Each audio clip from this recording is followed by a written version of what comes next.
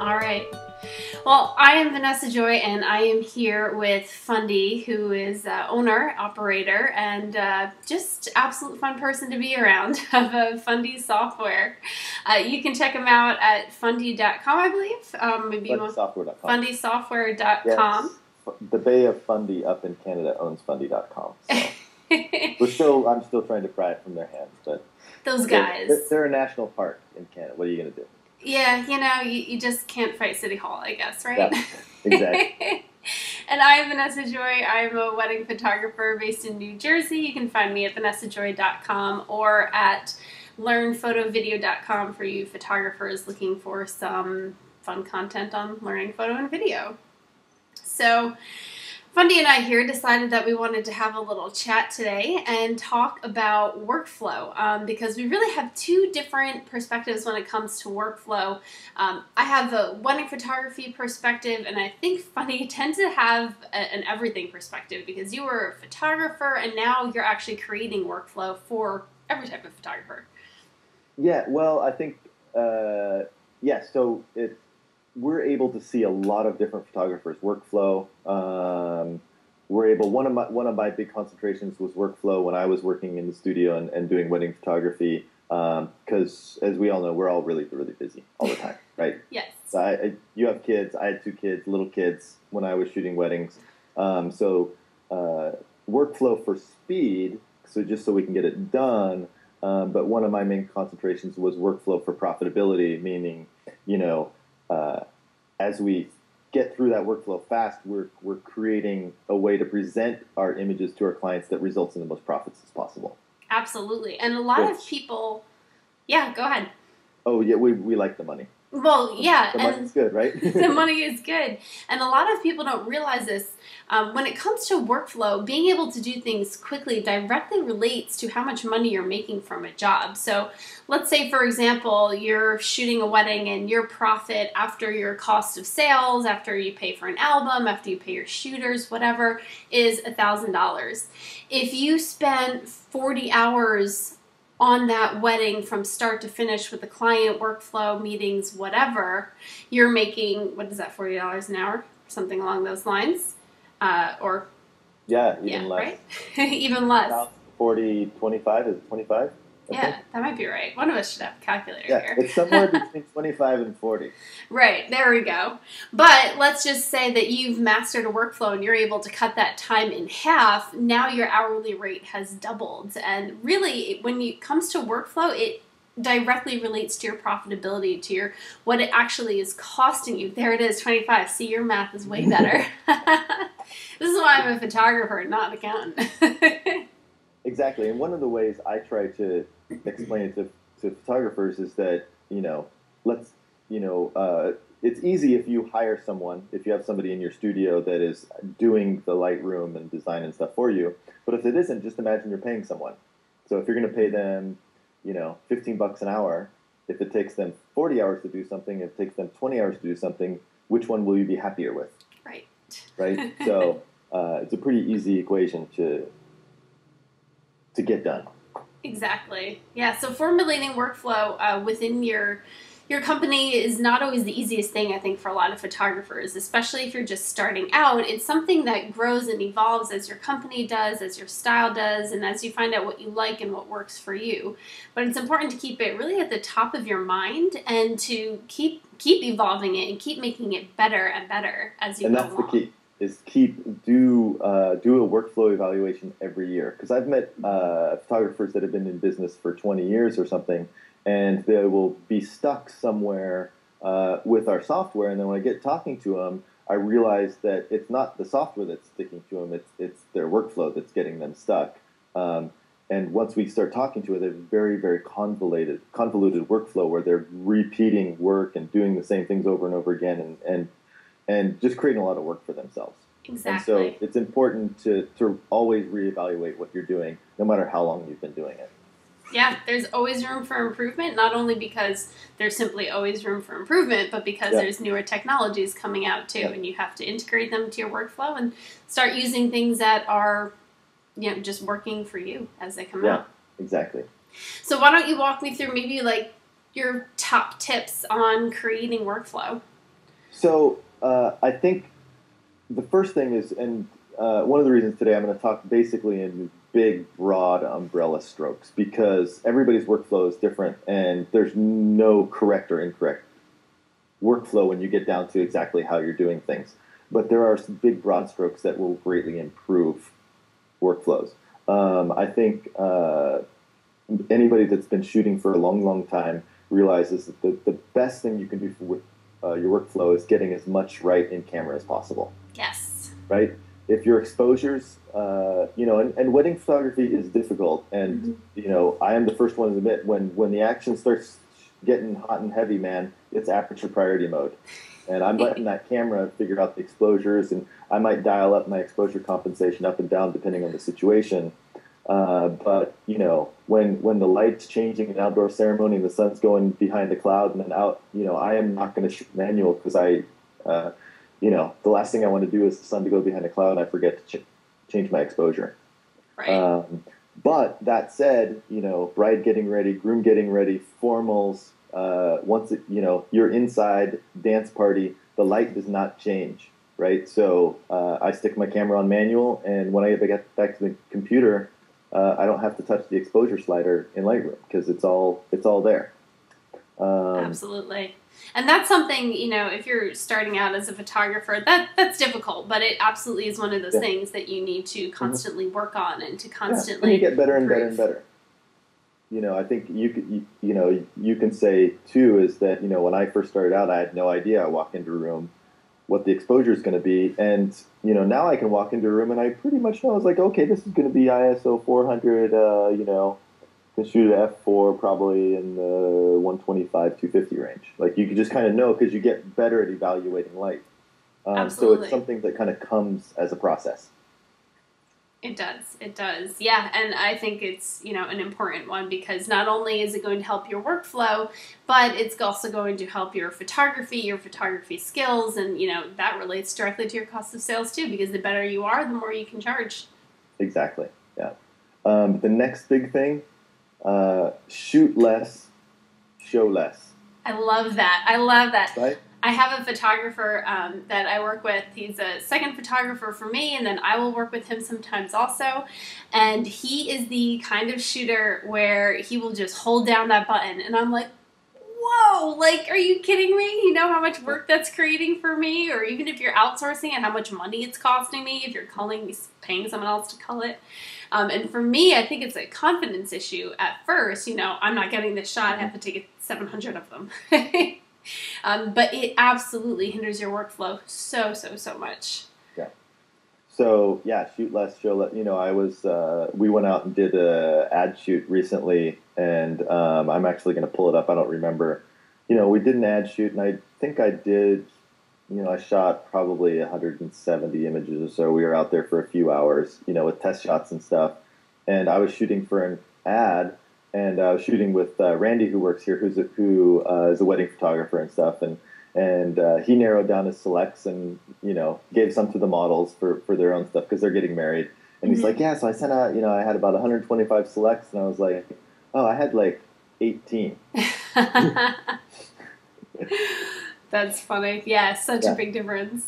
Yeah. So I really I'm brutal now with myself. Like if it isn't awesome, it doesn't go in. And if that's not something you can change overnight in your business, if your clients are expecting you to hand over 1,500 images from a wedding, you can't just instantly go to 500. It's something that you need to reset expectations with new clients coming in. Absolutely. I am shooting one wedding next year.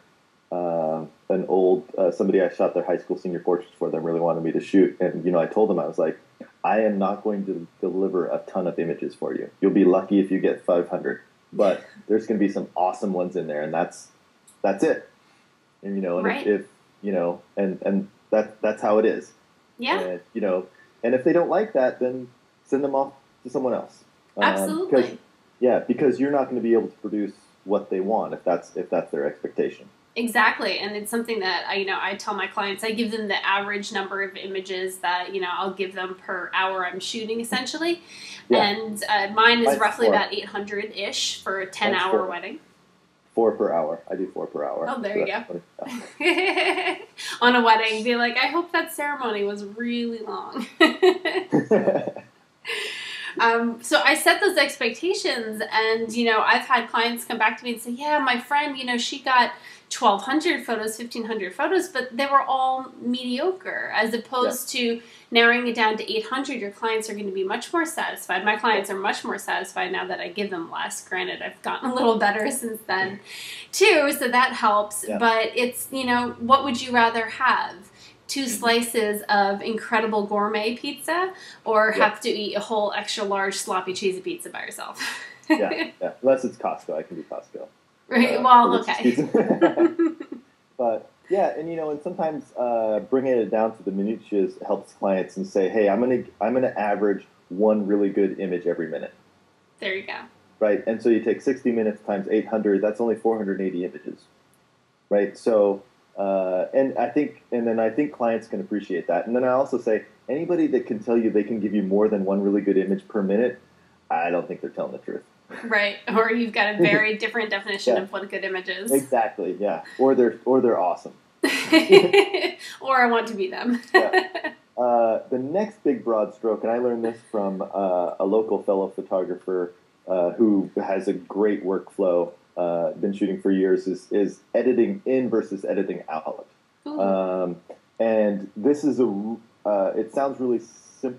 It is really simple, and it immediately changes how you cull your images. Is when I load all the images, I assume that they are all crap from the get-go, and then I only tag the ones I want to keep.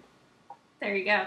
Whereas, when you're first learning, you load all the images, you assume they're all awesome, and you only start deleting the ones where people are blinking their eyes or, the ones out. And and that'll immediately cut your selects in half just by choosing the ones you want to keep versus the ones you want to get rid of. Right. And assuming you're getting rid of, roughly 2/3 or 3/4 of the images that you're taking, you're simply just hitting the select button a lot less. Exactly, yeah. And also depends on your software. I spend a little extra money. I use Photo Mechanic to cull my images because it's so much faster than anything out there. Yeah, love them. And they're a local company too, so if there's anything you don't like of it, you just tell me. I can just drive down the street and yell at them for you. That's fantastic. They've been pretty great, so I might have you drive down the street, give them a latte from me, but other than that.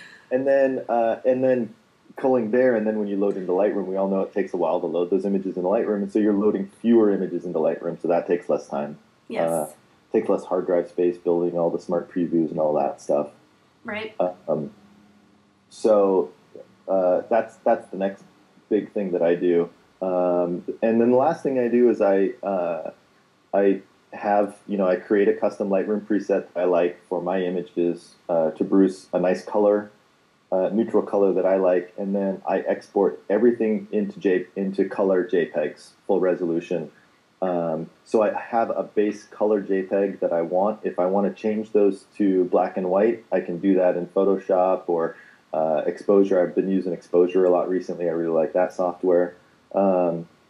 Because if you export into black and white JPEG from Lightroom, you always have to go back to the RAW and start again in order to get that color if you need it, whether it's the client request or whatever. So I do that, and then from there, go to my design selects. Like these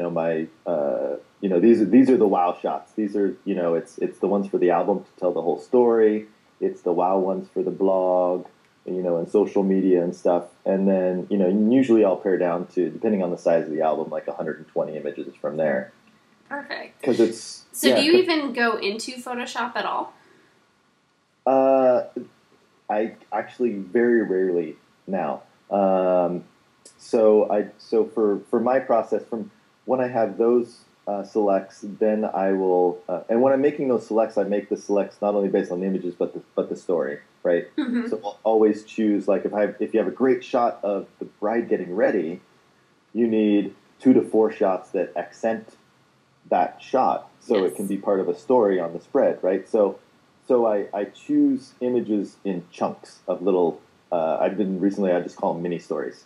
There you go. I do little chunks of mini stories. Anywhere from sometimes you do have just one image because you're going to do a double page spread with that one image. But two, sometimes it'll get up as much as 16 if it's like the dance party shot spread for the reception. Right. Usually it's 4 or 5 images tops. And Awesome. so I have a bunch of these mini stories, so I have all of those selects, and then I dump those selects into the Fundy Designer and do whatever I want to do there. I will change images to black and white at the design stage, depending on the story I want to tell. There you go. Because personally for me, I found that if I was changing to black and white in Lightroom, what happened is I would export a bunch of stuff, and then I would end up with 5 images on the same spread, and a couple of them were black and white, and a couple of them weren't. And I'm like, now I got to go back. So if they're all in color, I can just select all of them and click a button, open them up in exposure, and resave them in black and white, and I'm done. There you go. Yeah, and I think that's important just when it comes to the software that you're using and having a workflow. For me, I do use both Photoshop and Lightroom, but I'm primarily in Lightroom doing everything. Even my retouching I do in Lightroom. I use a set of brushes. It's called Lightroom Retouching Toolkit, and I do my retouching on faces.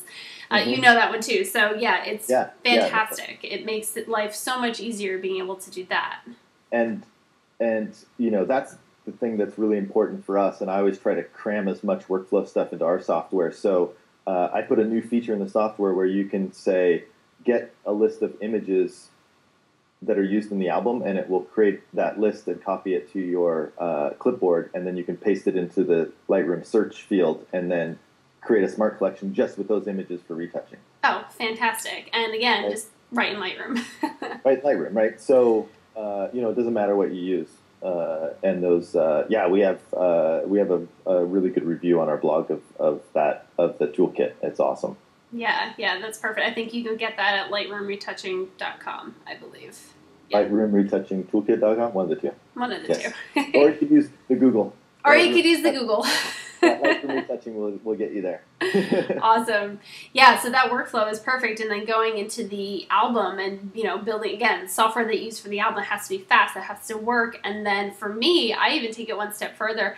I select the pictures that are going in the album design for my clients initially because I've designed hundreds of wedding albums. My clients haven't designed any. They don't know how to tell those mini stories on each page. They don't know how to pick pictures. If this is their second or third wedding. Right.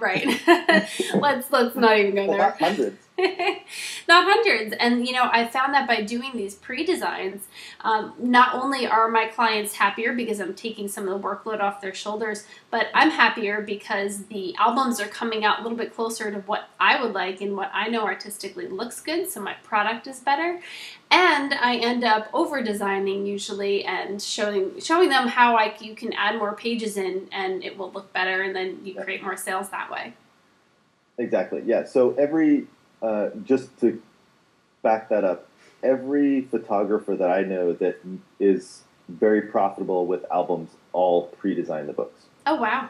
I don't know anybody that lets the client select and then get back that is a big seller of albums at a very profitable margin. Because most of the time, if you let the clients make the first round of selection, it's going to take months. Forever. It's going to take forever. And anybody that has any sense of, has done any training in sales, like classical, like corporate sales or anything, would tell you, with every day that passes, your sale gets lower. Yes. It's the key to sales, because it's all emotional, and once that emotion dissipates, nobody's going to invest the money. Right, exactly. Very true, and especially when it comes to weddings, I try to get them their pre-album design when their proofs are ready and have them come in, which is roughly, I have them come in about 4 to 5 weeks after their wedding and see their initial album design, and it definitely makes a huge difference. Do you show the albums the design before they see any of the images? No, I show them the images. I let them look at those online. And then when they come in for the album session to pick the cover and things like that, I surprise them with having the album design already there. Oh, nice. So it's nice. Yeah, I was just wondering, I know a lot of photographers where that's the first thing they show the clients is the album design. Yeah. So that's all they can see. So that's another option too. And that's what's important, is you make it fit you and your personality and how you work. And how your clients are. I'm in New Jersey, and I really think we have a different breed of bride here. So you have to figure out what works for your particular clientele. Yeah, exactly. And the same with the, one of the bonuses being where we're at in the companies, we get to talk to people all over the place. And it's the same thing. Like, a Northwest bride is completely different than a Texas bride or a Midwest bride or a New Jersey. Like, everybody's different. So you really have to make it work in your market. So, you can't just replicate what someone else is doing because it's not going to work. Definitely not. As far as every part of workflow. Yeah, exactly. And then to segue, one of the things you mentioned reminded me with the design process and the pre-design, it goes all the way back to the shooting. Because if you're not shooting for that album design, it's really hard, right? If you aren't getting those, the main image for one page and the accent images for the other page, or, the big panoramic image for the middle of the album, and, or that closing shot for the last page of the album, if you're not shooting for that, it's really, really hard to design.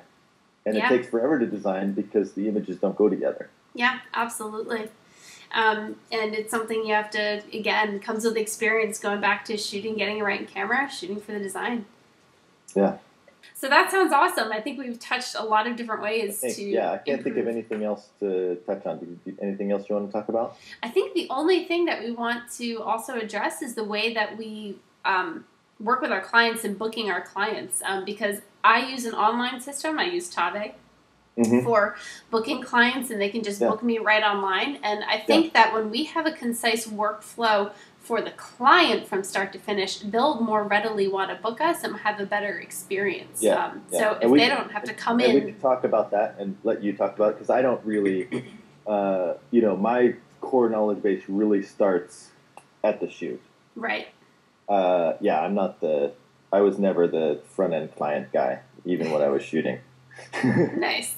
I just think creating a client experience that is seamless from the beginning, on their perspective too, just enhances their perspective of your business, how well you run things. If you're honestly in this day and age still working with paper contracts, you kind of date yourself a little bit, or you're doing things in a more clunky way, it's going to look a little bit more not as confident, I would say, from the client. So, even if you're doing everything old school, like you're sending paper contracts or whatever, it's important that we are setting the expectations for the client from the very beginning, so that they see you're a professional. They know they are going to be led through the process. So, at the stage after the wedding, they are expecting the amount of images you deliver. So you don't deliver 500 and then they're all upset because you're delivering 2,000, or because they expected 2,000 images, or they're upset because you pre-designed the album and they wanted to choose which images go in the album or whatever. Right. So it's important that you have that workflow from the very beginning contact point, like you talked about, where you use Tave for online booking, from that very first conversation point all the way to client deliverables. You have that workflow mapped out, so that clients expect they're getting what they expect, and you're able to deliver what you want to deliver. Yeah, and giving the clients the correct expectations, so they know what to expect. There's no surprises. They're right along with you all the way, and quite honestly, it keeps you on par too. Because if you're telling them one thing, you've got to meet those deadlines. You've got to keep with that workflow, and that is only going to benefit your life too. Yeah. And then the other bonus for that is if you have that all mapped out, when you're so busy that you are shooting so much you can't keep up with the back end work, and you hire somebody, you've got everything all mapped out for them. So when you hire somebody, you'll be like, hey, these are the steps, this is all the steps. And so you don't have to try to train someone with what they need to do while you're trying to do 800 million things, keeping the shooting going and all of that stuff. Absolutely. Which is important, because we all get to that point where we can't keep up. I love it. Yeah. Not the part where we can't keep up, but just the fact that creating workflow, it really just comes into every part of your company. I love that we were able to talk about the why, the how, and how it affects everything too. So exactly. Yeah. And we both know it increases profits. Oh, absolutely. Once the machine's up and running, we're just like, oh, wow, I made another big sale.